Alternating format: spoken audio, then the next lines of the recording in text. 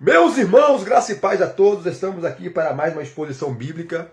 Estamos ao vivo pelo Facebook e depois eu vou compartilhar, vou postar essa exposição no meu canal no YouTube, Professor Elias Almeida. E dessa feita eu estarei fazendo uma rápida exposição com a seguinte temática: Cristo, o Redentor empobrecido, baseado no texto da segunda carta de Paulo aos Coríntios, capítulo 8, versículo 9. Segunda carta de Paulo aos Coríntios, capítulo 8, versículo 9, que diz assim: Pois vocês conhecem a graça do nosso Senhor Jesus Cristo, que sendo rico, se fez pobre por amor de vocês, para que por meio da pobreza dele, vocês se tornassem ricos. Ricos. Paulo está aqui falando em metáfora, ou por metáfora, mas nós iremos entender aqui. Paulo escreveu 4 cartas à igreja de Corinto.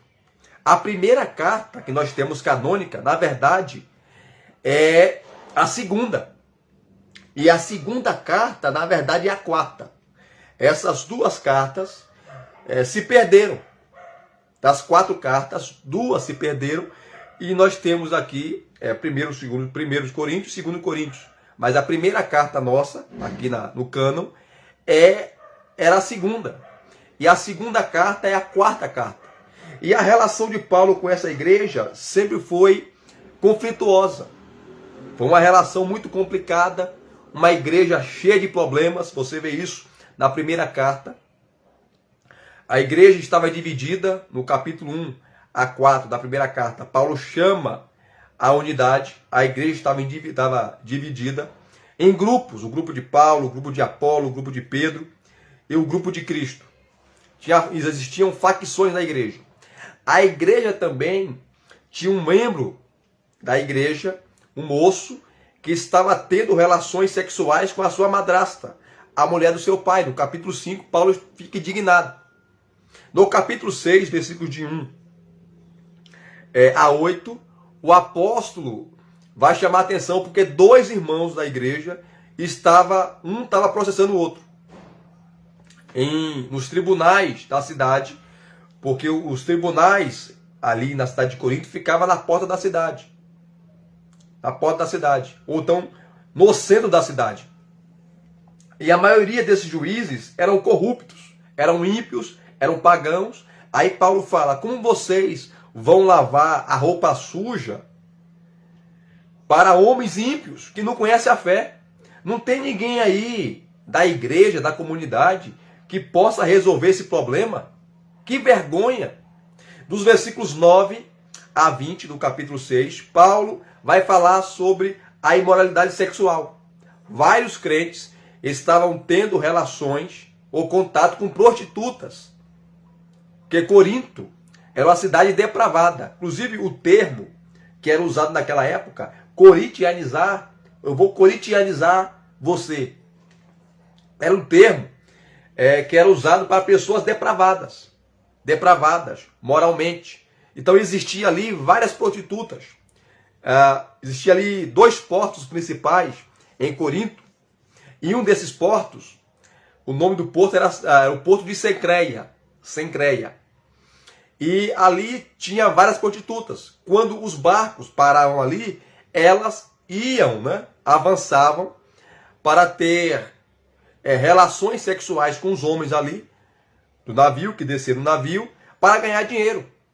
Então Corinto era uma cidade totalmente depravada. Corinto também era uma cidade que tinha várias escolas de filosofia. Só perdia para Atenas e Alexandria. Então tinha várias escolas de filosofia. E os gregos, eles eram gregos, E os gregos, eles eram fã de filosofia. Assim como o brasileiro é fã de futebol, os coríntios eram fã de filosofia. Então a igreja refletia a sociedade coríntia, ou a sociedade de Corinto. A igreja refletia essa sociedade. Eram crentes que haviam se convertido, mas eram carnais. Então, no capítulo 5, Paulo chama a atenção ao moço que está tendo relações sexuais com sua madrasta. No capítulo 6, tem esses dois casos, né? Um irmão processando o outro, e dos versículos 9 a 20, membros da igreja tendo contato sexual com prostitutas. No capítulo 7, ele vai falar do casamento. Do capítulo 8 até o 10, ele vai falar do culto pagão, crentes que estavam indo a cultos pagãos, que ali tinha vários templos pagãos. O templo de Afrodite, que segundo alguns historiadores, havia mais de 1000 sacerdotisas. O templo de Apolo, inclusive, tinha o famoso oráculo de Delfos, esse templo, onde Apolo, no templo de Apolo, havia várias sacerdotisas que traziam prenúncios, vaticínios acerca do futuro, e muitas pessoas iam lá consultar esse Deus, os oráculos desse Deus Apolo. Havia o templo de Zeus, havia o templo do deus Baco, ou Dionísio para os gregos, o deus do vinho, que no culto a esse deus havia orgias. Mulheres transavam com 3, 4, 5, 6 homens. Daí vem a expressão bacanal. A palavra bacanal vem de Baco, vem do deus do vinho. O deus do vinho. Fora os outros templos que existiam. Então, Paulo chama a atenção que os crentes não podem participar da mesa de Deus e da mesa dos demônios. Não dá para tomar o cálice do Senhor e o cálice dos demônios. Não é para ir a culto pagão, ou templo pagão. No capítulo 11, nós temos aquele famoso texto que Paulo fala sobre o véu, que tem ali um aspecto cultural, não dá para falar aqui por causa do tempo. Depois Paulo vai falar da ceia do Senhor, que era uma bagunça. Os crentes ficavam bêbados na ceia. E Paulo chama a atenção porque eles estavam desonrando a ceia do Senhor, desrespeitando a Cristo, e por causa dessa desonra e dessa bagunça da ceia, muitos estavam morrendo, muitos estavam doentes. A expressão que Paulo usa ali, muitos que dormem, dormir é o eufemismo para morrer, para a morte. Muitos estão morrendo prematuramente, porque não estavam respeitando a ceia do Senhor. E o capítulo 12, 13 e 14, Paulo vai falar dos dons espirituais. Capítulo 12, os dons espirituais. O capítulo 13, o amor. O capítulo 14, sobre o culto público. Sobre o dom de línguas, profecias, enfim. O capítulo 15 é aquele discurso apologético sobre a ressurreição. Porque existia um grupo também ali em Corinto que não cria na ressurreição. Olha só que loucura. E Paulo escreve todo o capítulo 15 naquele discurso apologético em relação para falar da ressurreição de Cristo e também da nossa ressurreição. No capítulo 16 é a saudação final. E na segunda carta, que a segunda carta é mais teológica do que a primeira. Se a primeira tem teologia, a segunda também tem, e muito mais. Não dá tempo para nós fazermos aqui um apanhado geral, então eu vou direto para o capítulo 8.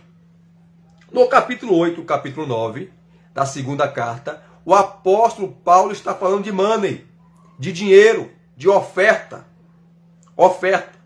E já havia um ano, porque os crentes de Corinto eram muquirana. Os crentes de Corinto tinham um demônio na mão. Eram ruins para contribuir. E já fazia um ano que Paulo estava pedindo essa contribuição, porque Atos capítulo 11, Ágabo, o profeta, ele profetiza uma grande fome na Judéia. E de fato acontece. E vários irmãos, as igrejas ali da Judéia, irmãos judeus, estavam passando necessidade. Estavam passando fome. E Paulo ele levanta essa grande coleta, essa grande oferta das igrejas gentílicas, as igrejas que ele fundou, que ele pregou, para levar aos irmãos ali da Judéia. ele vai citar também o capítulo 15. No capítulo 15 da carta aos Romanos, ele vai falar dessa oferta, dessa coleta.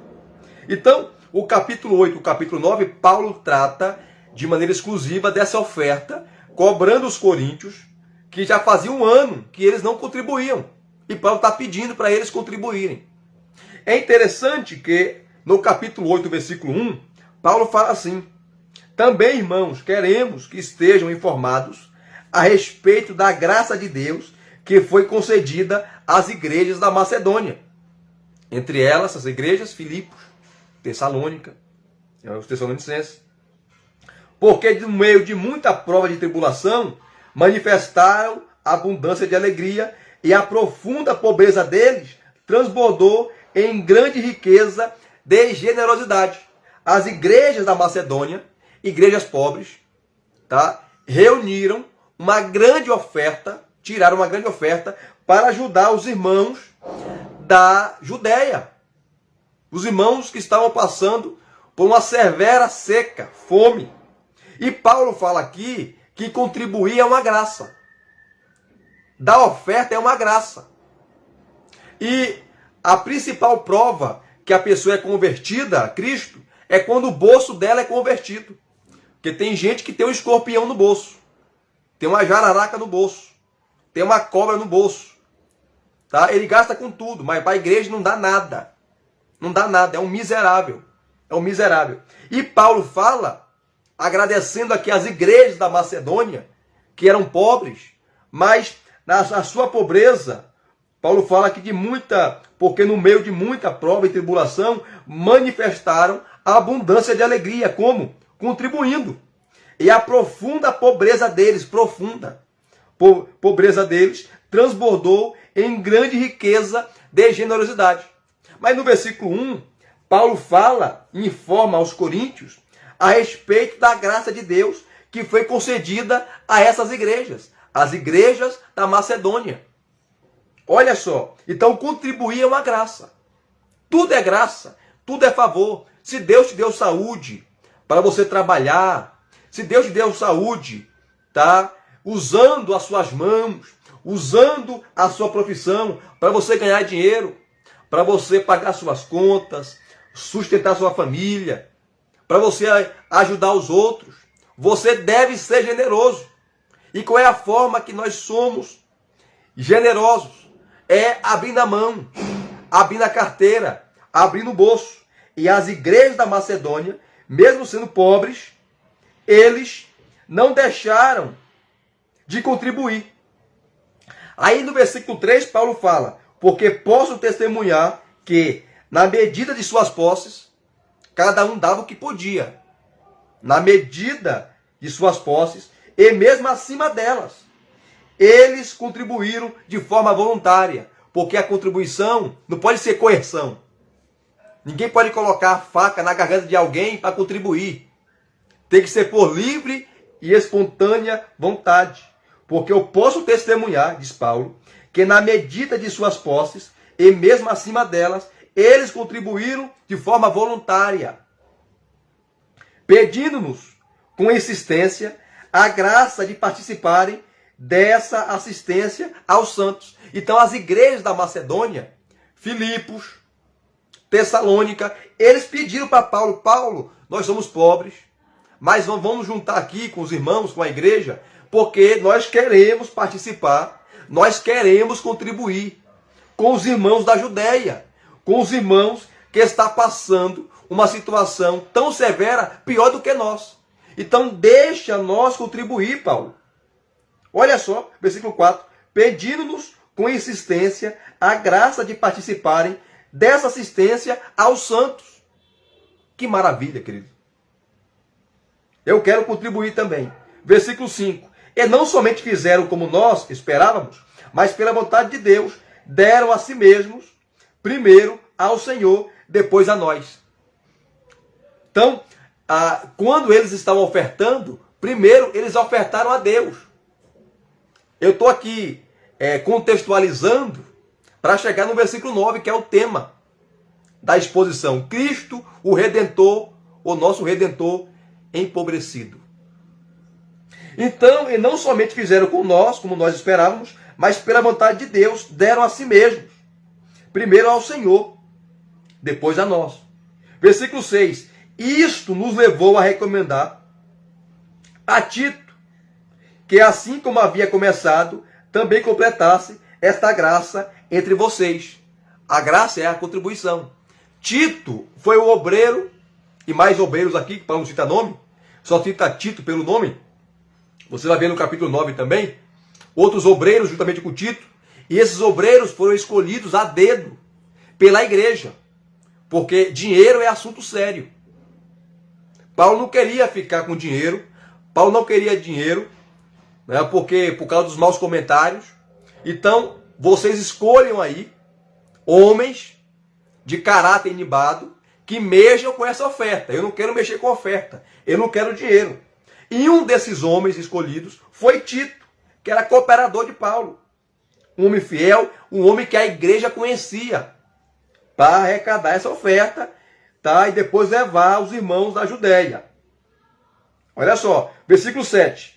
Mas como em tudo vocês manifestam abundância, na fé, na palavra, no saber, em toda dedicação, em nosso amor por vocês, esperamos que também nesta graça vocês manifestem a abundância. Aqui Paulo está pegando um leve com a igreja de Corinto, porque já fazia um ano que eles não davam nada.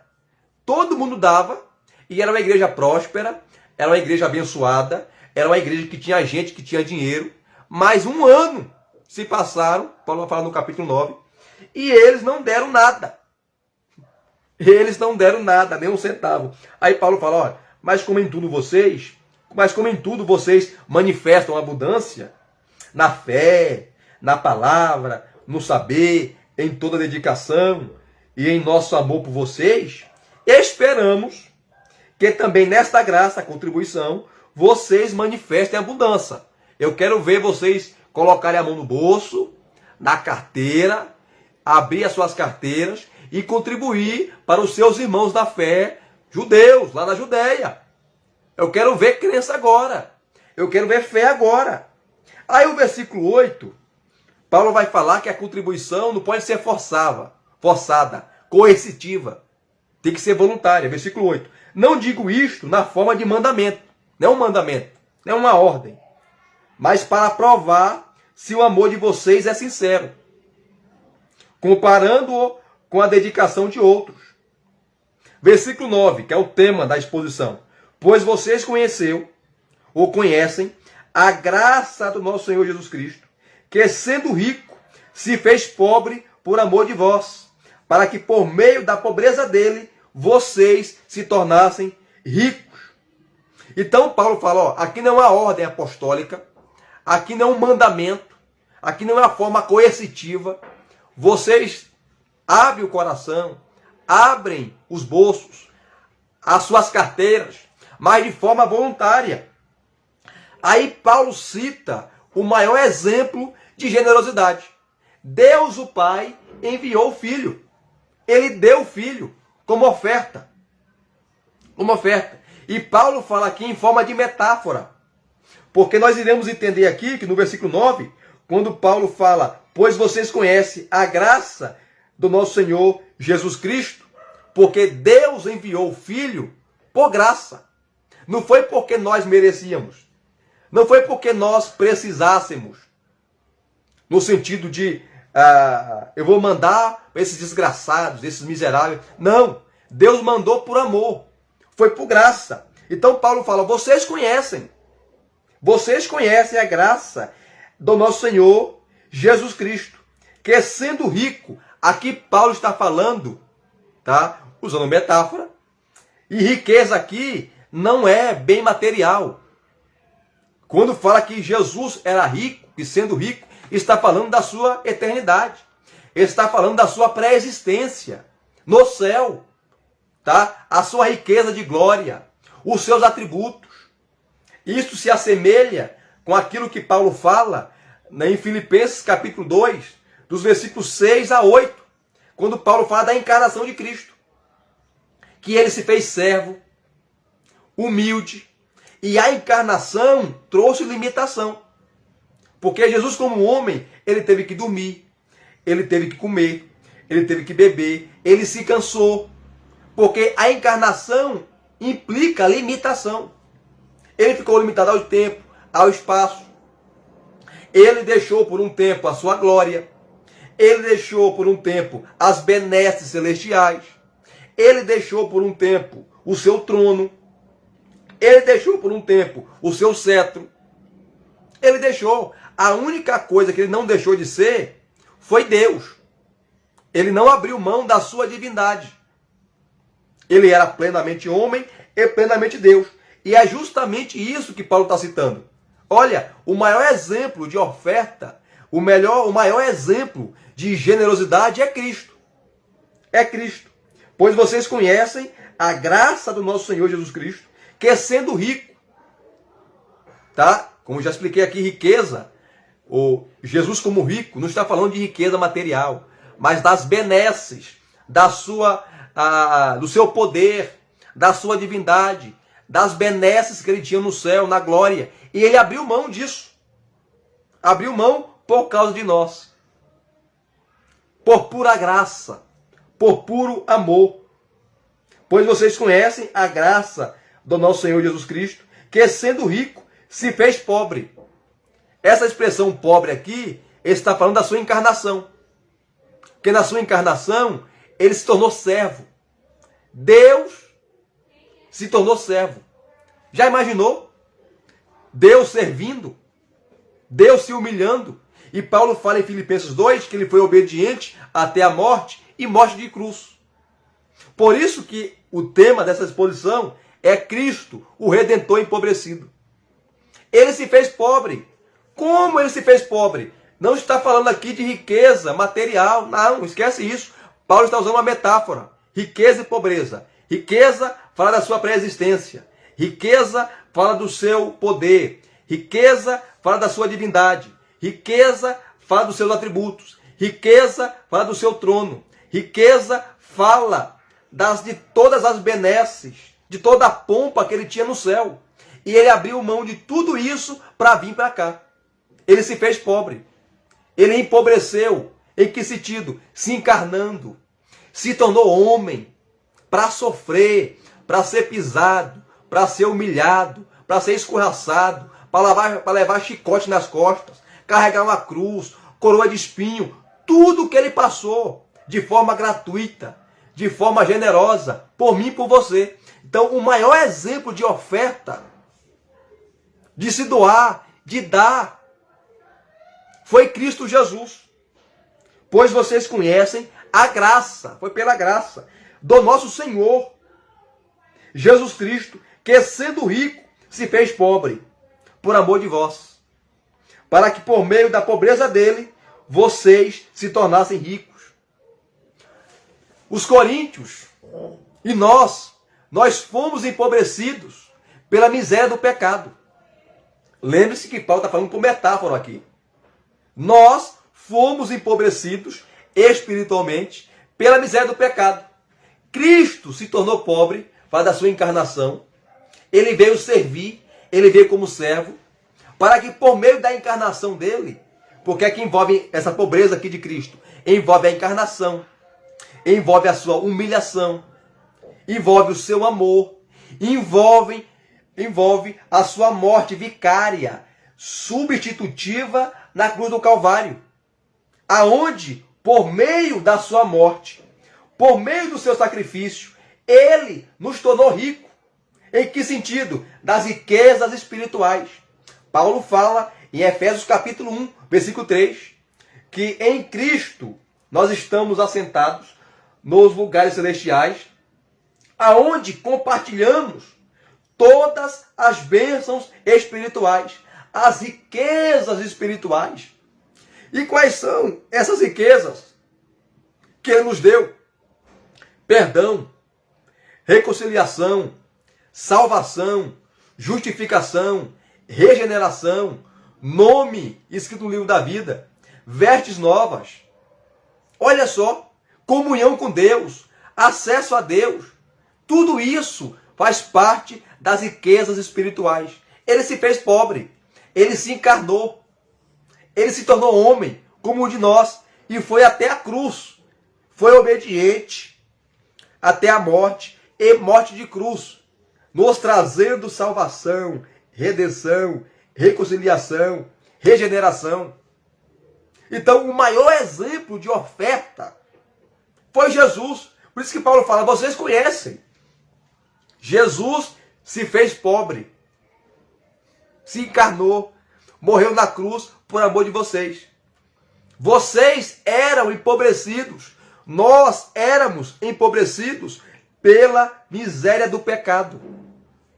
Mas através da sua morte, foi uma transferência. Ele nos tornou rico. Em que sentido? De todas as riquezas, de todas as bênçãos espirituais. É um texto maravilhoso. Você está entendendo o que eu estou falando? Você que está aqui acompanhando, você está entendendo essa exposição? Você está entendendo o que eu estou dizendo aqui? Se está entendendo, deixa aqui alguma coisa registrada aqui, alguma frase, um amém, um aleluia, um glória a Deus. Eu estou entendendo. Eu era pobre. Eu era empobrecido pelo pecado. Eu era empobrecido pela lama do pecado. Eu era um porco. Rolava na lama.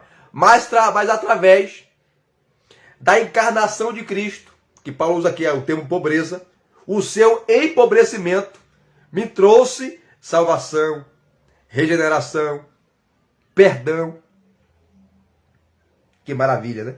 Pois vocês conhecem a graça do nosso Senhor Jesus Cristo, que sendo rico, se fez pobre por amor de vós, para que por meio da pobreza dele, da sua morte, na cruz do Calvário, vocês se tornassem ricos.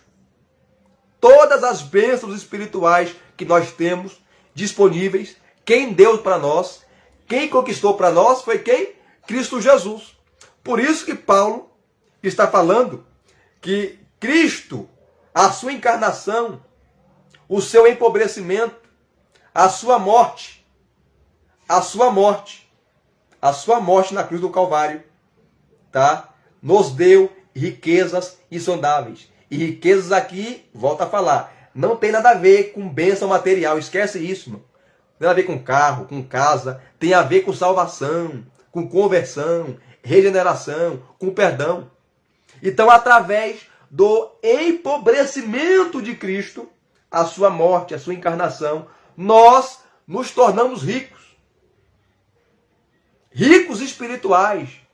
Então, o nosso empobrecimento envolve aqui o pecado. Nós éramos pobres. No sentido espiritual. Pecadores, desgraçados, miseráveis, afastados de Deus. Mas Cristo nos tornou rico através do seu empobrecimento, através da sua morte, através da sua obediência. E essa obediência o levou até a cruz.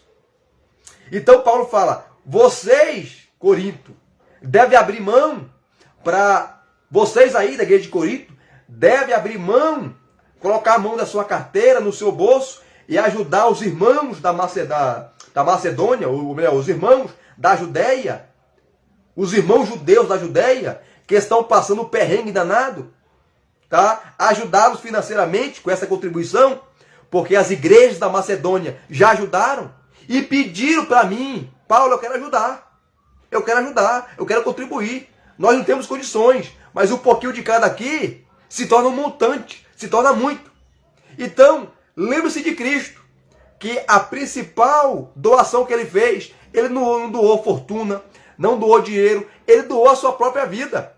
Ele se empobreceu, ele se encarnou, ele morreu na cruz, para que eu e você, nós, nos tornássemos ricos, espiritualmente falando, nos tornasse regenerado, justificado, perdoado, limpo.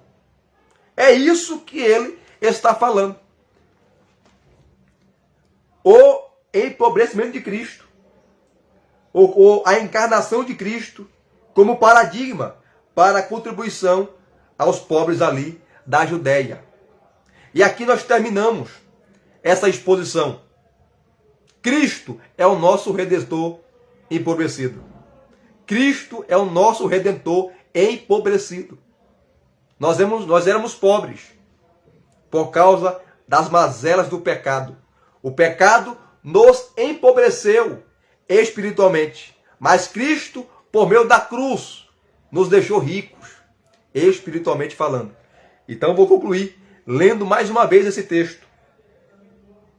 Pois vocês conhecem a graça do nosso Senhor Jesus Cristo, que sendo rico, se fez pobre por amor de vós, para que por meio da sua pobreza, ou da pobreza dele, vocês se tornassem ricos. Se você gostou dessa exposição bíblica, dessa rápida exposição bíblica, deixa aqui agora os seus comentários, deixa aqui agora os seus agradecimentos, deixa aqui agora alguma palavra de saudação, deixa aqui agora um alô, um amém, para eu entender que você entendeu. Para eu entender o que você entendeu. Então, o irmão Coraci colocou agora aí Mateus 5,3, que fala bem-aventurados os pobres de espírito. Esse texto já tem outro significado, meu querido. Tá? Pobreza de espírito aí, em Mateus 5,3, não fala de pobreza material, mas de pobreza espiritual. Quem é o pobre de espírito? É aquele que não é arrogante, é aquele que não é petulante, é aquele que reconhece que é pecador, é aquele que reconhece que necessita da graça de Deus, é aquele que reconhece a sua bancarrota espiritual, é aquele que chega perante Deus cabisbaixo, porque sabe que não pode, por suas forças, se achegar a Deus. É esses que são bem-aventurados. Então, o pobre aí de Mateus capítulo 5, versículo 3, a bem-aventurança, tá? Não tem nada a ver com o texto de 2 Coríntios capítulo 8, versículo 9. Tá? Então, é só um esclarecimento aqui. Então, o texto ali da segunda carta de Paulo aos Coríntios, capítulo 8, versículo 9, nós éramos empobrecidos, nós éramos pobres por causa do pecado. Por causa do pecado, por causa das mazelas do pecado. Então nós éramos empobrecidos. E através da morte de Cristo, da sua encarnação, nos tornamos ricos. Não materialmente, mas espiritualmente. Porque todas as bênçãos espirituais, agora, por meio de Cristo, estão disponíveis para nós. Então, o Floresvaldo aqui, meu primo, colocou aqui. Eu gostei, né? Deixa eu só ler o que ele colocou aqui, ó. Olha só que coisa maravilhosa. Eu já estou encerrando já, queridos. Cadê? Cadê que você colocou aqui, rapaz? Acabou de colocar aqui, eu não vi.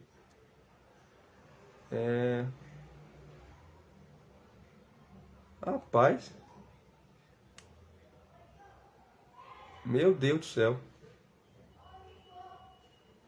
Você colocou aqui, eu não vi.